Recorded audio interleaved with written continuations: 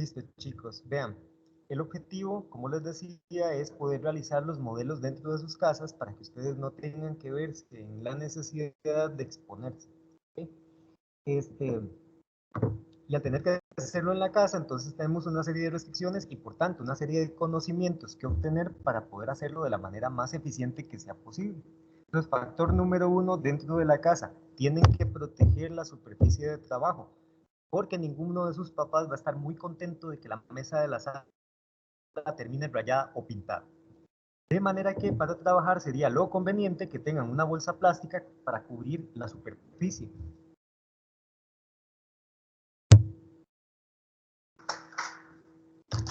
Entonces, una simple bolsa de jardín sirve para esto. Nada más la agarran, la abren y la pegan sobre la superficie de trabajo. Porque en algunos casos vamos a necesitar aplicar pintura en spray y eso podría manchar superficies y sabrán, una vez que la manchamos con spray va a ser muy difícil de quitar y en algunos casos va a manchar el acabado de lo que estamos trabajando. Cosa número dos que vamos a necesitar es una tabla de corte. Las tablas de corte las podríamos encontrar muy grandes como la que les voy a enseñar.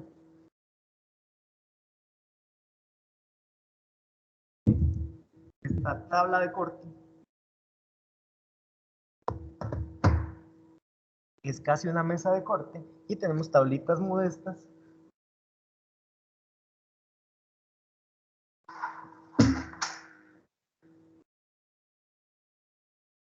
como esta, o más chiquititas incluso, que podemos andar dentro del maletín, que también pueden utilizarse eficientemente para hacer las maquetas, para hacer los modelos.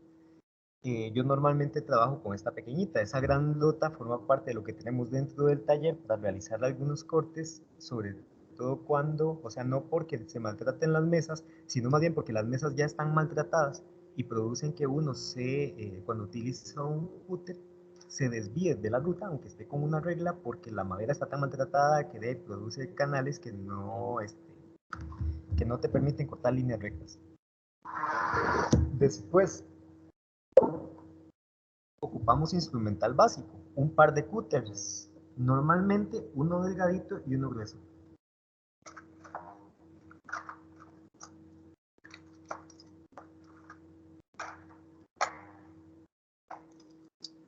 Hola, Denise. Buenos días. Eh, Dijo Danilo que ya ven. Listo, tenemos cúter normal como este, comprado en Pequeño Mundo o en el chino de la esquina, nos pueden funcionar súper bien. Y tenemos cúters más gruesos como este, que sirven para materiales gruesos. ¿Cuándo utilizar cada uno de los dos? Depende del grosor del material y de la dureza del material. Este es un cúter de alto desempeño, es un caterpillar básicamente, y sirve para cortar materiales muy gruesos. ¿Ok? Por eso tiene esta forma mucho más grande, ¿verdad? Y esta agarradera que incluso tiene un antideslizante, porque aquí yo tendría que apoyar toda la fuerza cuando el material es muy grueso, como balsa, por ejemplo, de unos 5 milímetros. Si tenemos balsa de 1 o 2 milímetros, fácilmente se puede cortar con este. Ahora, entre estos dos cúters existe una tercera posibilidad, que es el intermedio, que es algo como este. En este caso también tiene una cuchilla grande, pero no es tan gruesa ni es tan robusta como la que tiene este otro cúter. Y con este igual podemos cortar balsa de 5 milímetros o cosas como cartón de presentación.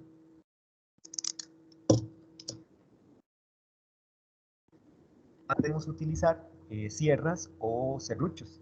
Normalmente para el tipo de modelos que hacemos nosotros es suficiente con una cegueta. Esto es muy útil para cortar el PVC. Con ella podemos entonces tener tubos, digamos, que tengan forma solamente cilíndrica o sacar secciones de un tubo para generar una espiral. Ahorita les voy a mostrar.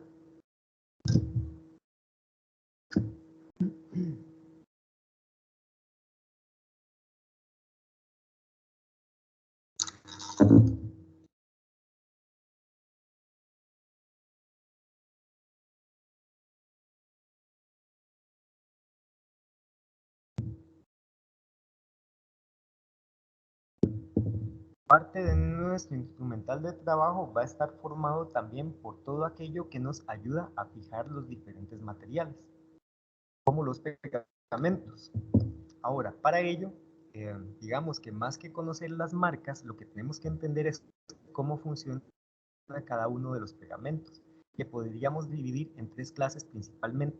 Los pegamentos de contacto directo que secan porque el solvente se evapora.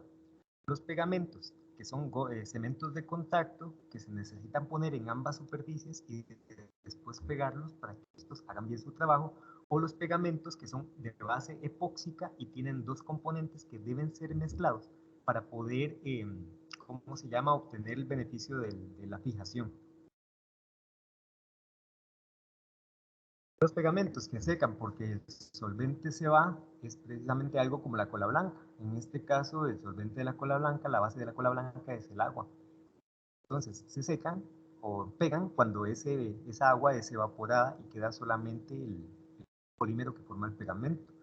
Algo similar sucede con el superbonder. El superbonder se seca cuando su solvente se evapora por completo y se obtiene el beneficio del pegado. ¿Cuándo se utiliza cada uno? Específicamente para materiales porosos como la madera o como el papel. Tiene una desventaja, dura mucho secando. Entonces, si van a utilizar cola blanca, sepan que van a esperar un par de horas antes de tener el beneficio de la fijación. El superbonder se utiliza cuando el material es poco poroso principalmente. Eso no quiere decir que no se pueda pegar madera con superbonder, sí se puede, pero en largo plazo va a funcionar mejor la cola blanca porque está hecha para materiales como la madera. El superbonder está hecho principalmente para materiales poco porosos y que generalmente no son plásticos, no tiene una fijación tan buena con el plástico. Sí puede pegarlo, pero no con una fijación, digamos, perfecta. Chicos, ¿dudas hasta el momento? No, no, todo claro, profe. Vamos bien, perfecto.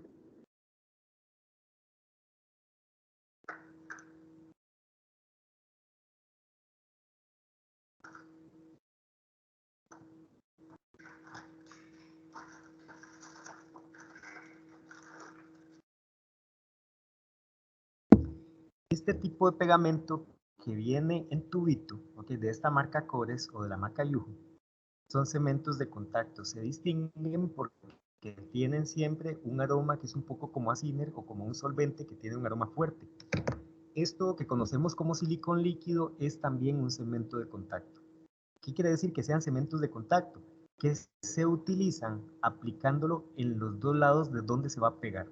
Entonces, si tenemos dos piezas que queremos pegar como las siguientes,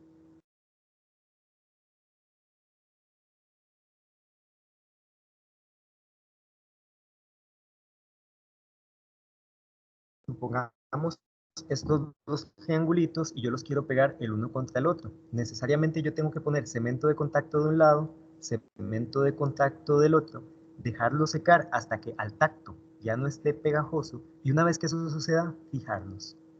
Eso va a hacer que se fijen inmediatamente.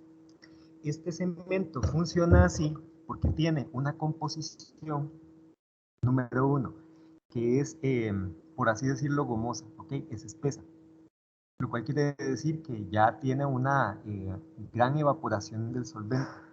Segundo, tiene que fijarse en ambos lados para que haya una capa suficiente que permita la fijación. Cuando se hace una sola capa no se logra la fijación completa. Más bien hay un desperdicio de material y también la generación de mucho excedente, porque hay que poner muchísimo para que pegue bien cuando se hace de esa forma. Y tercero, porque cuando se pone solo una capa de ese cemento hay que poner tanto que cuesta mucho que se evapore el solvente y eso hace que dure mucho más tiempo en fijarse. En cambio, si se pone una capita de un lado, una capita del otro, se deja secar y luego se pone, la fijación es casi inmediata. ¿Ok? ¿Sabían que se utiliza de esa manera? No, no sabía y de hecho nunca me servían por eso, creo. No, yo estaba en las mismas. Yo dije, Okay. tiene sentido. Sí, es por eso que nunca les ha servido, porque uno intenta utilizarlo como si fuera cola blanca, digamos, porque es lo normal que va a suceder, uno va a pensar que funciona como la cola blanca, pero resulta que el material o el insumo está hecho para utilizarse de otra manera. Permiso, voy a embarrar las dos superficies para que puedan verlo. Creo que la pequeñita, que es la que me va a decir que tanto hay que embarrar la grande, aquí le estoy poniendo una gotita de cemento, la pura orilla. Ahora, noten que le puse una capa exagerada. Voy a limpiarla, porque no se le puede, o sea, no es necesario dejarle tanto excedente. Y lo voy a dejar por acá para que se seque.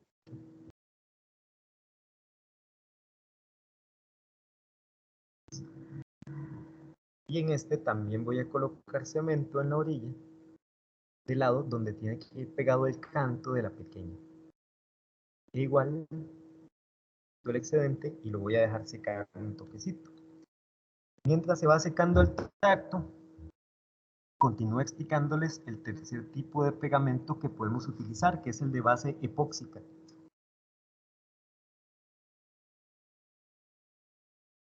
Como el Poxipol, ¿ok? El Poxipol es un pegamento que tiene dos componentes, uno es la base, que es el pegamento por así decirlo, y el otro es un catalizador que genera una reacción química que hace que esa base se endurezca y que por tanto proporcione la fijación. Vienen como dos tubitos o vienen algunas veces los dos componentes integrados en un solo tubo donde uno aprieta y salen los dos elementos. Si van a usar Poxipol, yo les recomiendo utilizar transparente porque mancha, vamos a ver si se mancha, no se nota tanto. Entonces ayuda muchísimo a evitar, digamos, en mayor grado problemas de acabado. De este hay dos variedades, que es esta que es transparente y hay también gris. Entonces, esto se deposita en cantidades iguales, un poquito del anaranjado, un poquito del morado, se mezclan y a partir del momento en que se mezclan tenemos que ser muy rápidos aplicándolo donde hay que pegar porque va a durar 10 minutos en establecer una reacción química y después de esos 10 minutos se convierte básicamente en piedra, ¿ok? Ahora, ¿qué quiere decir esto? Que hay que ser muy cauto y muy cuidadoso en el uso, porque si quedan excedentes, esos excedentes endurecen como piedra y cuesta mucho quitarlos. Entonces hay que usarlo así apenita lo que se necesita pegar. Si hay excedentes mientras esté suave, quitarlos, porque una vez que endurezcan va a ser una lijada muy muy fuerte y uno corre el riesgo más bien de maltratar el modelo e intentar todo ese excedente. La ventaja que tiene el Oxipol es que es una fijación, digamos, de por vida. Esa cosa pega, pero para siempre. Eh, y el único material con el que tiene problemas de fijación es con el plástico. No está formulado para pegar plástico, sino principalmente cosas como metales, como vidrio, como piedra, como madera. Pueden encontrarlo pequeñito, este es, digamos, de un tamaño grande, mediano, y hay más pequeñito que este. Y como les decía, la ventaja que da es que pega muy rápido, es cuestión de 10 minutos y ya está listo y pega para siempre. Vamos a ver si ya esto está seco al tacto. Vean que ya no, ¿cómo se llama? No se embarra, no se ven hilitos cuando lo toco. En ambos lados está ya embarradito, entonces puedo pegarlo. Y ya las piezas fijaron. Vean.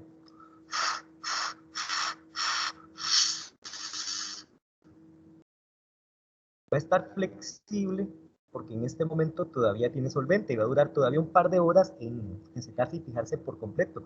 Pero noten que ya esto yo puedo tirarlo y no se desarma. Ahora vean aquí en la cámara que no lo ajusté bien, todavía me da chance entonces de poderlo llevar hasta la orilla para tener una mayor precisión en el pegado.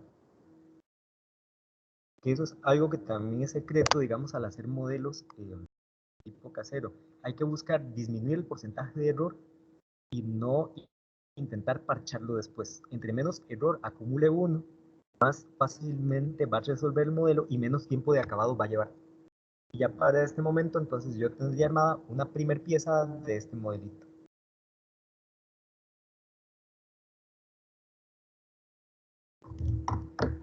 Y voy a tapar el silicón para que no se evapore.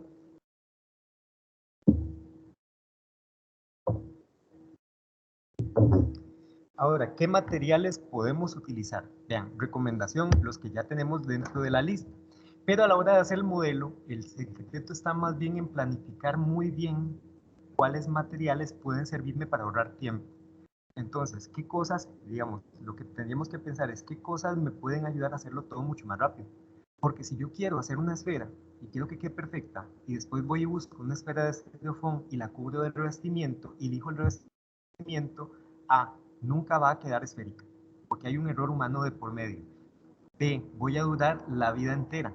Y C, cuando le dé acabado, va a lucir como una esfera que intenta ser esfera, en lugar de lucir efectivamente como una esfera. Por tanto, si yo ya sé que necesito una esfera, lo que tengo que hacer es buscar algo que ya haya sido hecho por el ser humano, digamos, a través de un proceso industrial que asegure esa perfección que debe tener la esfera. Por tanto, tenemos que usar cosas como las bolitas de ping-pong que son perfectamente esféricas o como las bolitas del árbol de Navidad, que ya de por sí son esféricas y que hay de diferentes tamaños. Y ajustar el tamaño del modelo con respecto al tamaño de la esfera de la que tenemos disposición.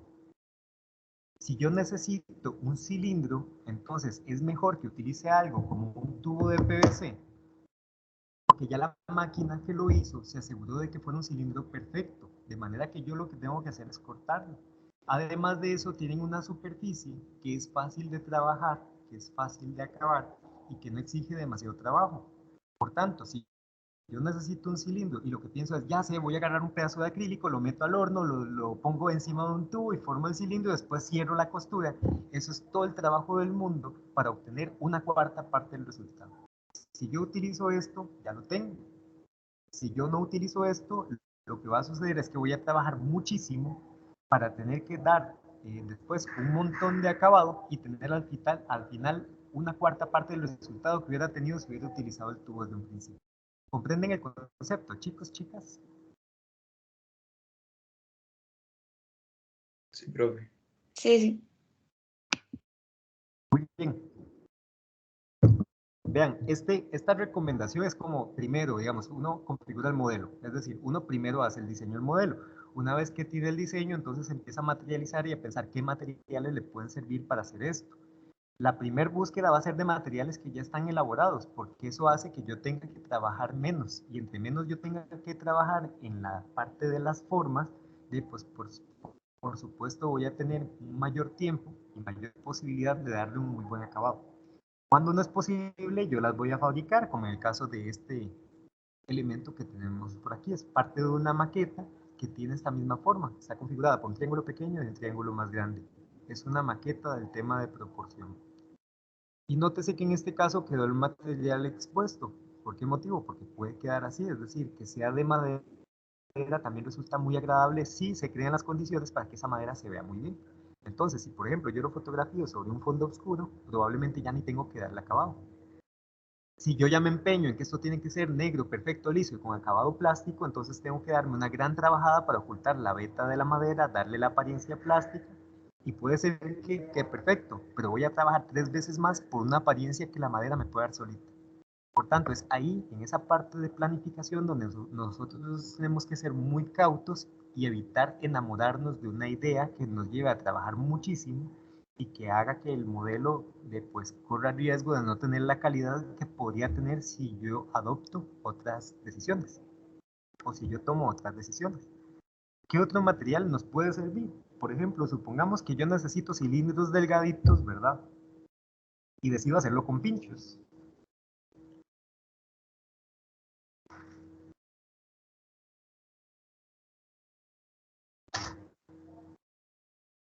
Los pinchos son materiales que pueden servir, es decir, si son cilíndricos, son delgaditos, normalmente son suficientemente rectos, pero presentan todas las estrías porque son de bambú, de manera que si yo lo necesito liso y metálico, y yo agarro esto, lo lijo, le paso necesario para hacerlo completamente liso y lo pinto de metálico al final, es una gran trabajada. Es decir, si yo necesito algo como eso, podría pensar más bien en utilizar cosas como esto. Esto es soldadura de bronce, ¿ok? Como es soldadura de bronce, ya de por sí es dorada. Lo que necesita es una pulida. Y se puede pulir con lija fina. Lija fina me refiero, por ejemplo, a 400 o 600 y con pasta de dientes después. Y esto va a quedar como si fuera de oro. ¿Qué es lo que esto nunca me va a dar si yo adopto una posición diferente? Entonces, si yo tengo el modelo a tiempo, después puedo ir a la ferretería a comprarme una varillita de estas, puedo ahorrar mucho tiempo de acabado porque la varilla ya de por sí es bonita y perfecta porque la industria lo hizo de esa manera. Eh, ¿Qué otros materiales podríamos utilizar? En algunos casos no nos vamos a salvar de tener que armar un cubo. En ese caso, recomendación, utilicen balsa y procuren hacer que todos los empates de la balsa sean lo más perfectos que sea posible para no tener que ocultar demasiados defectos. Y también porque cuando lucen parejos, eso no demerita mucho la parte de apariencia del objeto. Otro material que podemos utilizar es el PET. El PET es un plástico, digamos que se parece al acrílico. Voy a mostrarles un pedazo.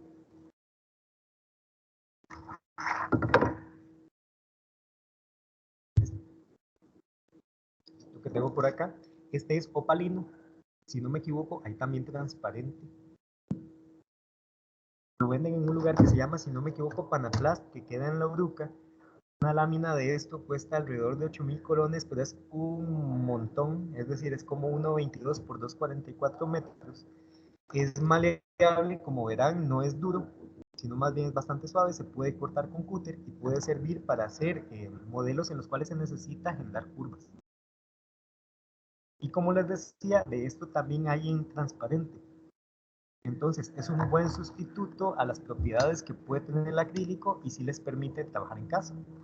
Este material se recorta con un cúter, ¿ok? Que puede ser uno grueso o puede ser uno delgado si el material es delgadito. Y se corta rayándolo primero con fuerza y después doblando esa raya. Con eso entonces se fractura, por así decirlo, en una línea recta y al final se le pasa un poquito de lijo para matar ese filo residual que vamos a tener en el borde. ¿Comprenden, chicos? Profe, una pregunta. Con ese material, Sí. yo lo he utilizado, pero al ser transparente, el pegamento a veces se hace con un embarrijo. Digamos, ¿qué pegamento Listo, se sí. puede usar en ese caso? Ok. Más bien, ahí la pregunta clave es ¿cuál es tu ilusión? ¿Generar un cubo que quede perfecto, que no tenga manchas, hecho con este material? Sí, más que todo lo usaba como para ventanería y así, entonces, como tal un cubo, no lo usaba. Sí, listo. Ve. Sí, vamos a ver, ahí lo que tenemos es un problema de elección del pegamento, ¿ok? Y también del diseño del modelo. Si yo lo que quiero es hacer un cubo, ahí sí hay que entender que nunca lo voy a lograr, que nunca voy a hacer que este material cortado en piezas, pegado de canto, etcétera, quede completamente limpio como si fuera de acrílico cortado a 45 grados, cortado en inglete y armado perfecto. No lo vamos a lograr. Pero sí podemos lograr piezas planas que queden lo suficientemente limpias. Con este plástico se puede utilizar, si no son superficies muy amplias y no están sometidas a tensión, se puede utilizar fácilmente el silicón transparente que no produce mancha. Se puede utilizar también el super bonder, pero el super bonder puede producir manchas blancas de humedad y eso es lo que no se ve tan bien. ¿Ves? Eh, El asunto es que cuando yo lo utilice, tengo que prever dentro del diseño del objeto de las superficies donde se va a pegar, de manera que pueda aplicar el pegamento y que no sea evidente en la apariencia final.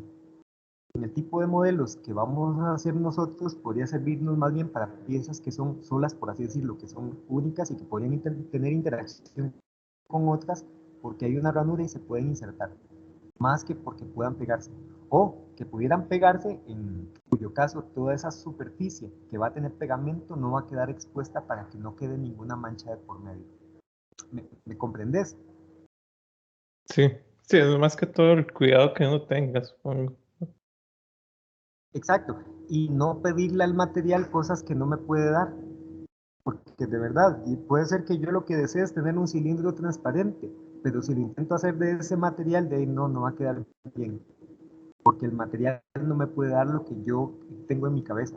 Y en ese caso entonces es mejor abortar misión porque lograr el cilindro transparente, a menos que yo lo consiga, porque puede ser de repente que consiga un tubo transparente, ¿verdad?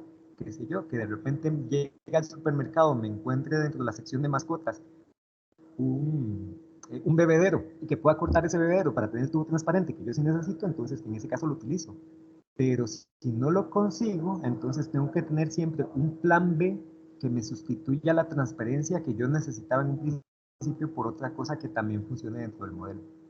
Perdón, Lauren, me parece que tiene la mano levantada.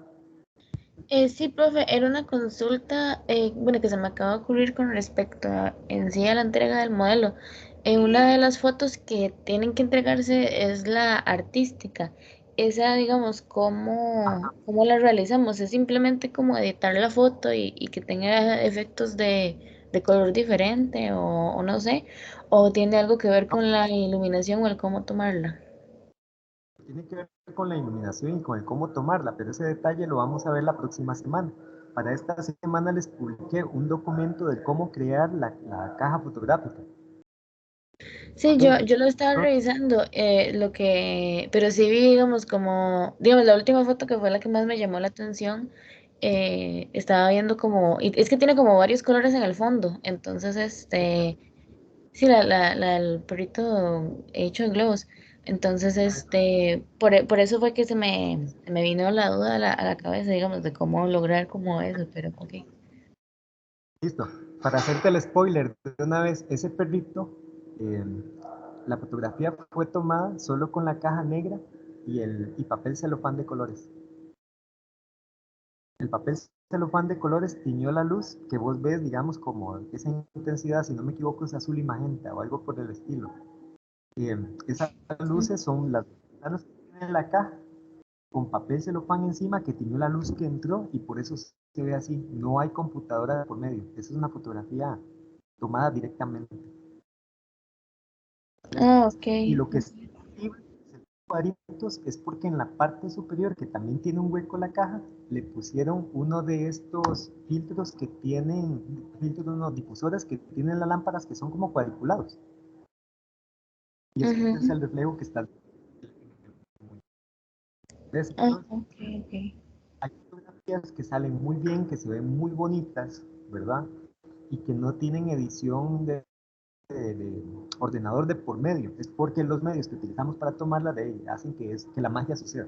¿Okay? Entonces la idea es que ustedes tengan como un kit casero para poder tomar ese tipo de fotografías y que le tomen una foto, por así decirlo, de estudio, en donde el contraste no sea lo importante, sino más bien la técnica fotográfica para, ¿cómo se llama? Para tenerlo como parte de sus carpetas de trabajo también. Continuando con los materiales, podemos usar cartón de presentación, se corta tan fácilmente como la balsa, podemos utilizar balsa, este modelito que tenemos por acá, que yo estaba pegando hace un rato y que ya perdí, pues sí, cierto, lo perdí, aquí está. Este no está hecho de balsa, es otro tipo de madera, pero tiene las mismas propiedades. La balsa, al ser madera, tiene fibras que normalmente van en el sentido longitudinal de la tabla. Cortar a favor de la fibra es muy fácil, es decir, cortar paralelo a la fibra es muy fácil porque las fibras se pueden separar fácilmente. Lo difícil es cuando tenemos que cortar contrario a la fibra. En ese caso, entonces, esto se resuelve con varios cortes, no se debe hacer un solo corte. Entonces, si tenemos una tira de balsa,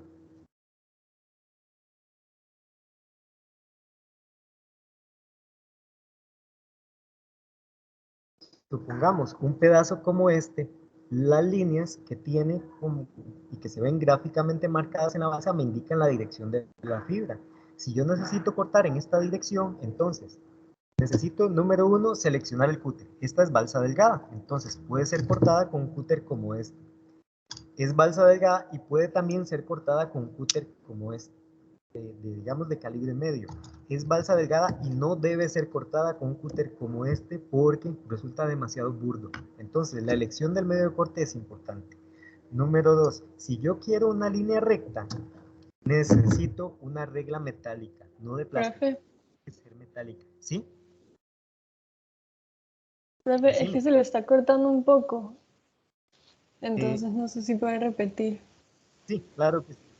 Les decía que si tenemos que cortar balsa, la herramienta de corte que vamos a seleccionar sí es muy importante. ¿Sí? ¿Qué quiere decir esto? Que podemos utilizar un cúter delgadito, podemos utilizar un cúter mediano si la balsa es tan delgadita como esta que tengo por acá. Pero no puedo utilizar un cúter de gran calibre como este porque la maltrata. ¿Okay? Este solo lo utilizo cuando la balsa es demasiado gruesa. Si la balsa es más de 5 milímetros o más, este no me va a servir, ¿ok? Es demasiado débil y lo voy a echar a perder. Necesito algo como este, y este no es el ideal para algo de más de 5 milímetros, sino más bien algo como este, que está diseñado específicamente para un calibre fuerte, digamos, para un grosor fuerte de la balsa. Si yo necesito cortar a favor de la fibra, paralelo a la fibra, es decir, longitudinal en este caso, es muy fácil, porque la fibra ayuda al corte. Si yo necesito cortar a través, va a ser un poco más difícil y no se debe hacer de un solo trazo, sino más bien en varios cortes. ¿Por qué motivo? Porque se necesita ir cortando capa de capa sobre fibra y lo estamos haciendo a través de las fibras en donde opone mayor resistencia. Por tanto, número 1, ocupo una regla metálica que me sirva de guía. Y número 2, necesito una herramienta de corte que me ayude con ello, ¿ok? Que sea apropiada. Yo pongo la regla, como se hace normalmente, corto con menor presión, ¿ok? De lo que haría si quisiera cortarla de un solo. Hago un primer corte, un segundo corte, y en el tercero ya podría aplicar la presión suficiente para que se separen las piezas.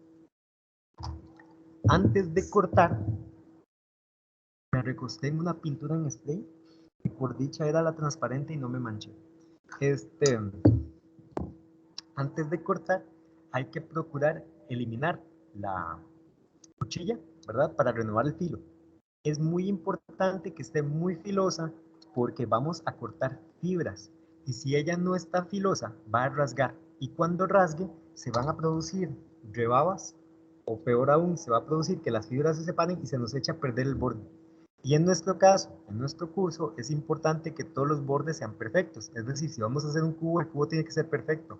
No podía lucir como con fibritas y además con un pedazo que se nos cayó de por medio.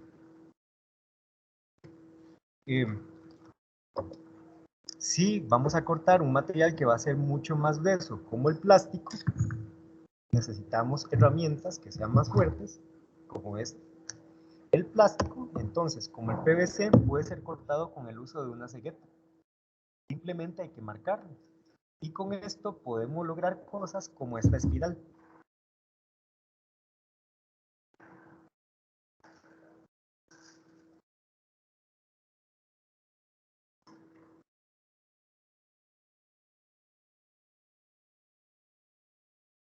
Esta espiral fue recortada de un tubo de PVC.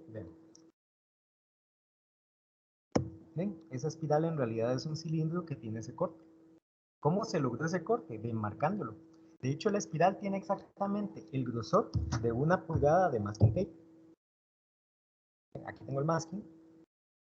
Vean que tiene exactamente el mismo grosor. El detalle es marcarlo en un ángulo ascendente. ¿Cómo lograr cosas como esa? Con ingenio. ¿Okay? No se necesitan cálculos matemáticos, se necesita ingenio. Vean.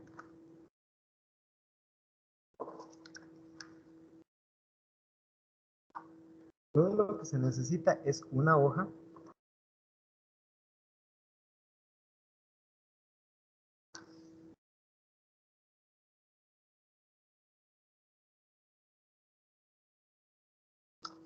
Doblar la hoja de manera que este ángulo sea el que necesito tener en la espiral para que tenga mayor cantidad de vueltas o menor cantidad de vueltas según lo que yo necesite.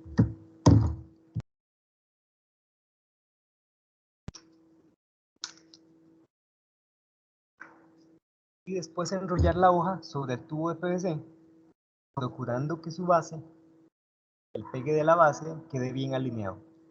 Y con ello ya tengo marcada la espiral ascendente.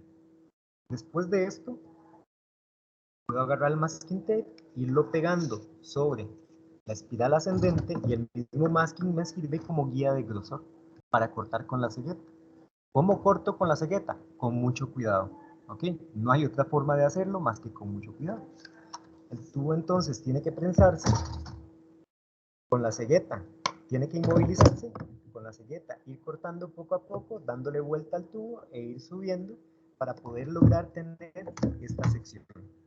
Una vez que la tengo, pues aquí está mi espiral, tiene suficiente precisión, digamos, para ser considerada buena. Lo que necesito hacer es eliminar todas las orillas, todas las rebabas que salieron por el corte. Y ahí es donde entra nuestro primer material que tiene que ver con el acabado, que es la lija, y es probablemente el que más vamos a utilizar. ¿Han usado lija, chicos, chicas?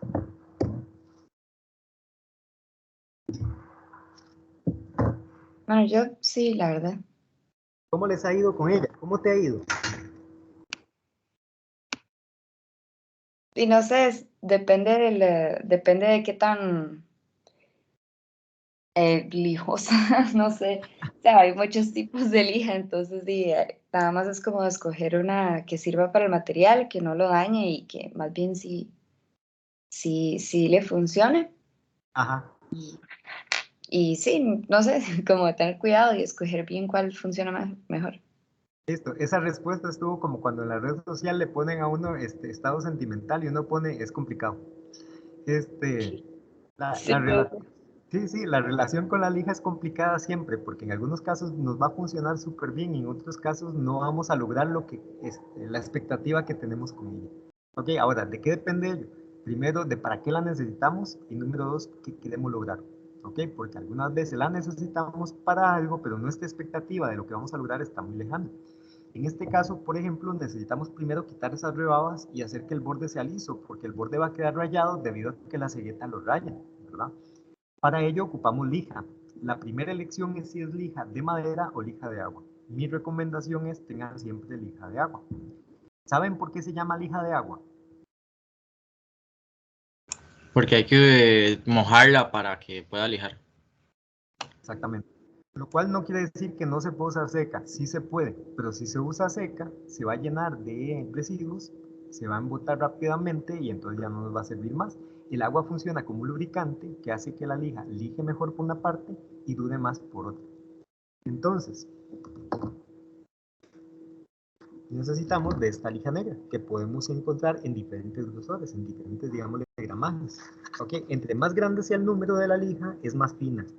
Entonces, la lija 600 es básicamente un papel. La lija 220 es algo como esta que les estoy mostrando y tiene un grano medio. Y podríamos tener lija 100 y podríamos tener lija 50, que ya es como para lijar asfalto, digamos, es muy, muy gruesa. Entre más gruesa sea la lija, es para algo que es más burdo. Entonces, si yo necesito quitar primero las rebabas y las líneas que me dejó la cegueta, yo necesito una lija más gruesa. Aquí yo podría pasar lija, por ejemplo, 200, lija 100, incluso de veras lija 100 sin ningún problema. Lo que pasa es que la lija 100 también es gruesa y también va a rayar un poco y yo voy a necesitar la superficie completamente lisa. Por tanto, no todo se resuelve con un solo gramaje de lija, con un solo grosor de grano. ¿Ok? Necesito utilizar una gruesa primero para quitar las rayas más profundas e ir pasando a lijas más finas para que me den un acabado más liso. Por tanto, yo aquí empezaría con algo como una 220, por ejemplo, ¿ok? Y después de las 220 pasaría a una 320 y probablemente ahí ya termine porque me deja lo suficientemente liso para pintar después. Si la superficie del tubo está rayada y hay que quitarle rayones, entonces si esos rayones no son muy fuertes, empezaría con una lija fina como la 320 y después de pasar la 320 le pasaría a la 400 para que quede listo para pintar. Entonces la elección del grosor de la lija es tan importante como cualquier otra parte, cualquier otra decisión que implica el acabado de la pieza. La lija entonces debe de cortarse en pedacitos apropiados al tamaño de lo que tenemos que lijar. En este caso, ya que es esta orilla, yo no utilizaría medio, ¿cómo se llama? Medio pliego de lija, utilizaría un pedacito pequeñito. Ese pedacito pequeñito se mojaría para proceder después a lijar toda esta orilla. ¿Ok?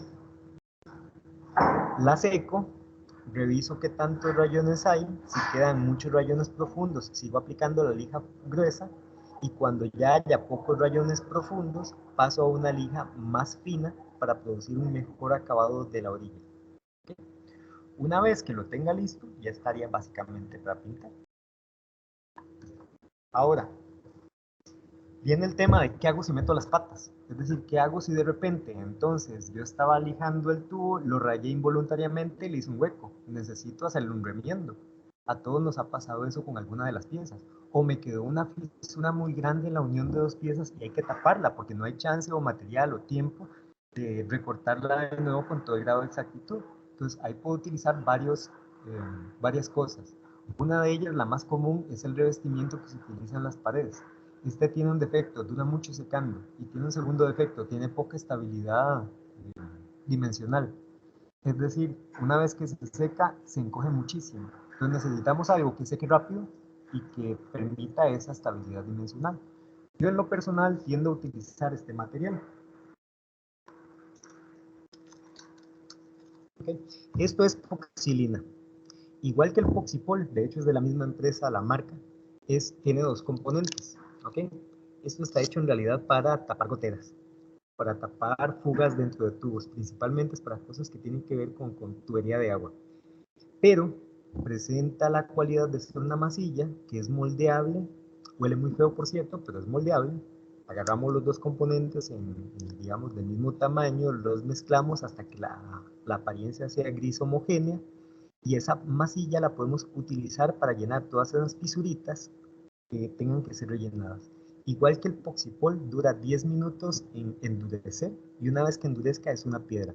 Por tanto hay que utilizarlo con mucho cuidado y sin dejar excesivos residuos. Una vez que llenamos el pedacito, okay, que hay que llenar, procuramos con el cúter retirar todo aquello que sea sobrante, porque si no va a costar mucho quitarlo después. Y una vez que eso esté ya completamente fraguado, fraguado quiere decir que ya se sucedió la reacción química y está duro, podemos aplicar un acabado.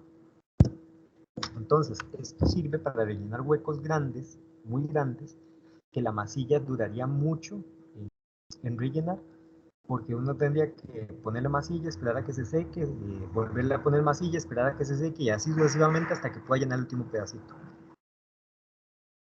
Y una vez que ya tenemos el modelo armado y necesita pintarse, si yo ocupo que el modelo luzca como de acabado plástico, hay que darle un tratamiento especial con una pintura que se llama Premier, que es la misma que se utiliza en los carros. ¿Ok? ¿Han usado esto? Sí. Sí. Perfecto. ¿Cómo lo has usado? Contame. Bueno, y profe, básicamente es batir el fresquito, lógicamente teniendo una superficie donde usted no vaya a embarrar todo ni nada, y a la hora de aplicarlo tratar de que no quede tan cargado que genere gotas y que se chorree. Muy bien, muy bien. Una recomendación que les doy con la pintura, sea el Premier o la pintura en spray, es si las piezas son pequeñas, pinten sobre un cartón de huevos. Pongan las piezas sobre un cartón de huevos, porque eso minimiza la cantidad de puntos de contacto entre la pieza y la superficie, por una parte. Entonces hay menos posibilidad de que se les chorre la pintura y que se les pegue a la base. Y por otra, porque los huecos que dejan el cartón de huevos dejan que la pintura fluya. Entonces llega hasta lugares, digamos, que normalmente no va a llegar si lo pintamos sobre una superficie plana. El Premier es una pintura que tiene sólidos en su composición, es gruesa, ¿ok? Entonces ayuda a tapar poros, ayuda a tapar los poros de la madera. Entonces yo puedo aplicar Premier sobre la madera. Esta que tengo por acá. Como cualquier pintura en spray, hay que batirla bien. Y después pintar. Condición número 1 para pintar. Vamos a ver. ¿Alguno de ustedes pinta así? Levanten la mano los que pintan de esa manera.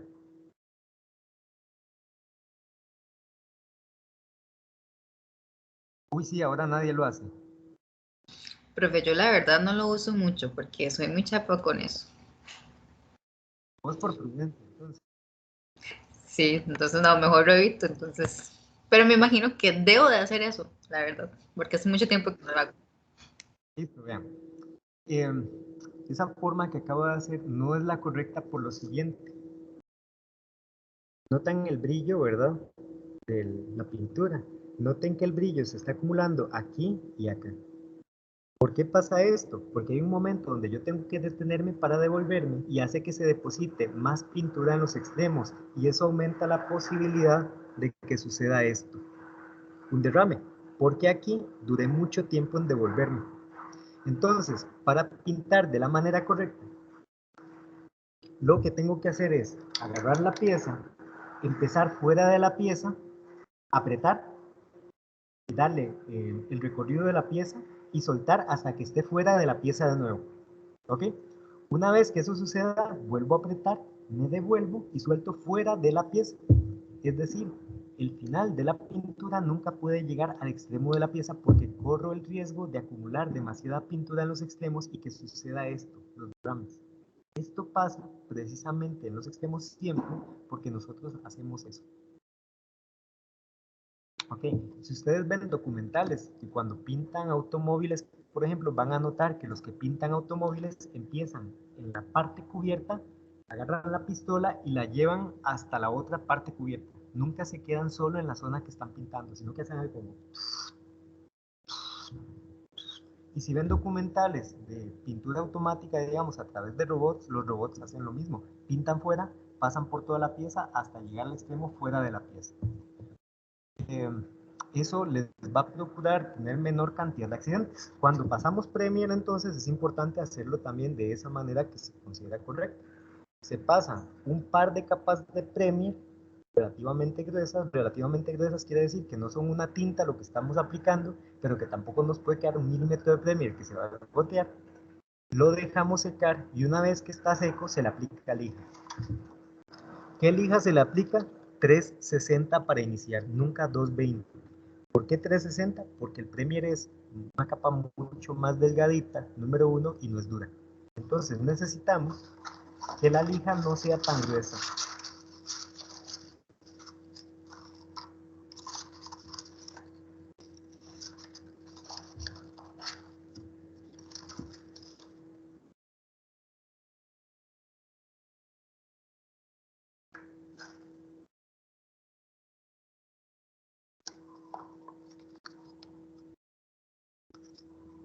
Cortar un pedacito de lija para lijar eso que acabo de mostrarles.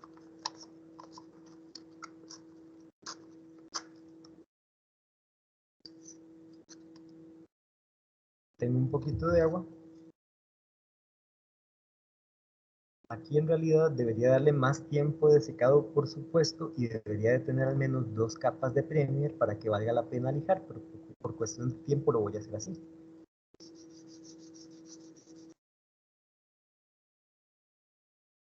Okay.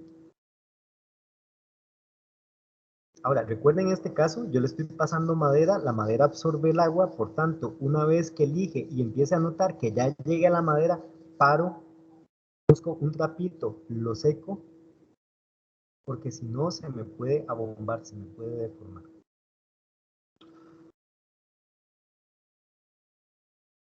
Notan que empieza a verse la madera. Hay zonas donde se ve madera Premiere, madera Premiere, madera Premiere, ¿ok? Esas son las zonas donde hay material, digamos, madera en picos y el Premiere está justamente en los valles. El Premiere sirve para ir rellenando todos los poros de la madera conforme yo voy lijando, esos poros se van llenando y yo tengo que seguir aplicando capas de Premiere hasta que esos poros desaparezcan y esto luzca como una pieza de plástico. Entonces, yo necesito de apariencia plástica, si lo hago de madera, tengo que entender que después tengo que darle muchas capas de Premiere para poder generar esa realidad. Por tanto, si yo ocupo un cubo que tenga que lucir como de plástico, es un material que ya me dé esa realidad de principio. O que busque medios alternos que me ayuden a dar la menor cantidad de acabado que sea posible. Hace un par de años, un estudiante de diseño hizo el diseño de algo que era como un frigorífico para la feria del agricultor y lo resolvió todo con cartón de presentación porque muy inteligentemente lo forró en plástico adhesivo porque este aparato tenía muchas paredes planas, forró el cartón de presentación en plástico adhesivo y después lo pintó de plateado y le quedó casi perfecto porque el plástico adhesivo era liso y el cartón le daba una muy buena base. Entonces, esto del acabado es una cuestión más de maña que de fuerza. Si quieren hacer algo como esto, tienen que entender que necesitan tiempo, por tanto no se hace el día antes de la presentación del modelo, tiene que hacerse al menos 2 días antes de la presentación del modelo para que les dé chance de poner las capas, que se sequen lo suficiente y que esto quede pura vida. ¿Ok? Una vez que ya lo tenemos liso, aplicamos el Premiere, lo tenemos liso, se puede pintar con una pintura en spray normal. Supongamos como esta. ¿Ok? Y se hace exactamente igual con la misma técnica que les mencioné antes. Se pinta fuera de la pieza, se mueve hacia un lado hasta el otro extremo, digamos fuera de la pieza de nuevo, se vuelve a apretar, se vuelve a pasar y así sucesivamente hasta que esté cubierto. ¿Ok? Y la pintura no se hace en una sola, digamos, aplicación, sino que se deja secar y se le da al menos una segunda capa para poder hacer que quede parejo. Chicos, ¿dudas hasta el momento? Profe, Sí, decime. más o menos, ¿cuánto puede durar una pasada de spray en secarse?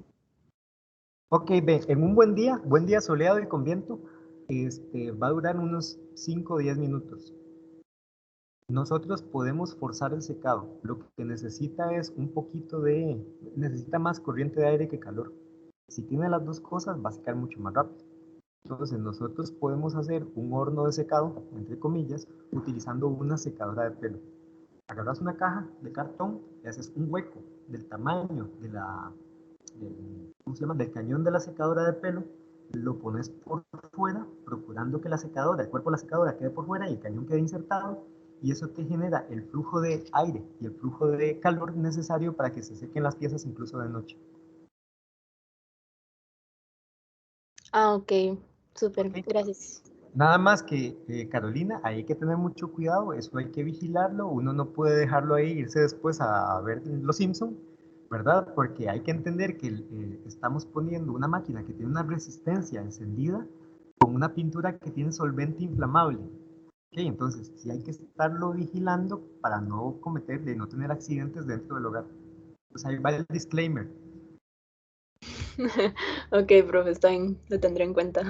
Sí, y nunca, nunca, nunca, nunca, no hagan nunca, de ninguna manera, que no se les ocurra meter la secadora dentro de la caja. Eso es peligrosísimo. Ahí sí es cierto que es un riesgo de incendio absoluto.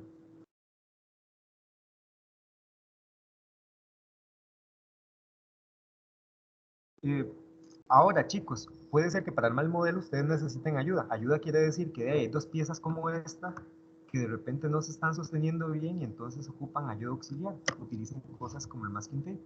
¿Ok? Córtenlo en pedacitos.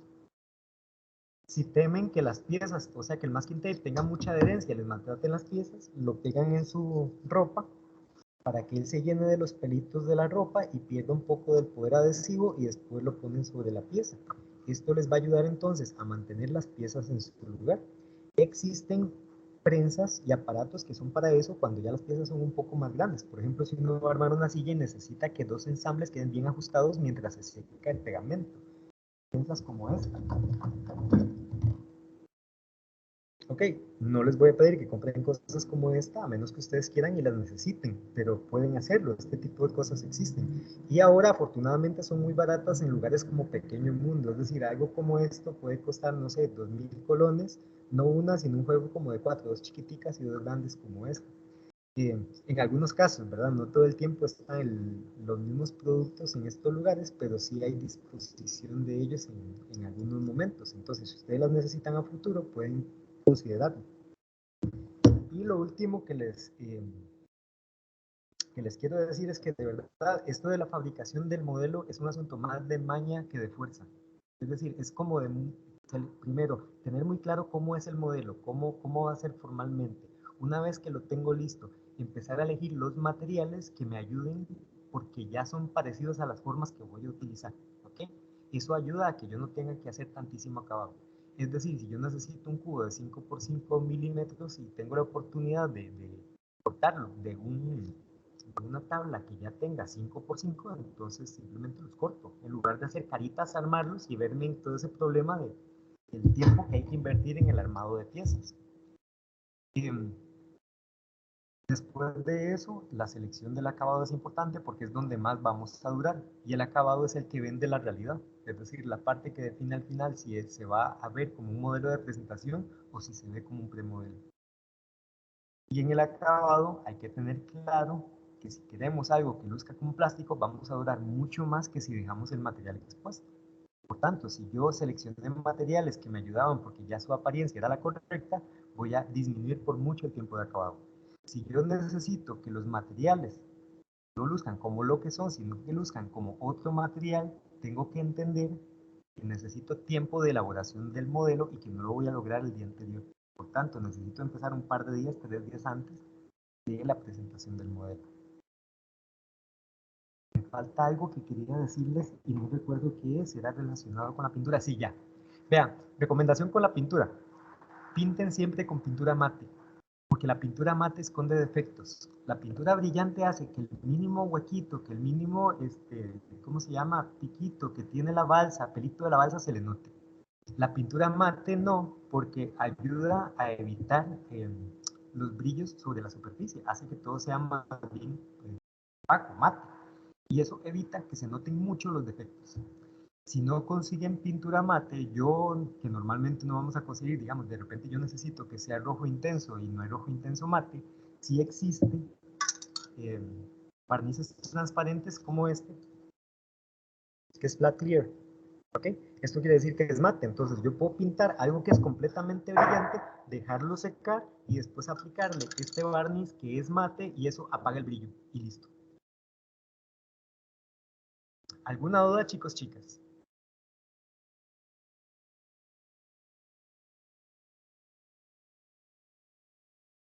Creo que no, profe, todo bien. Perfecto. Entonces, voy a parar aquí la grabación y nos vemos dentro de 10 minutos. Vayan, tómense un cafecito, volvemos dentro de 10 minutos para explicarles el tema de cómo hacer los mapas de empatía, que es la primera tarea que vamos a tener relacionada con el proyecto. ¿Ok? Ok, profe. Ok. Nos vemos, chicos.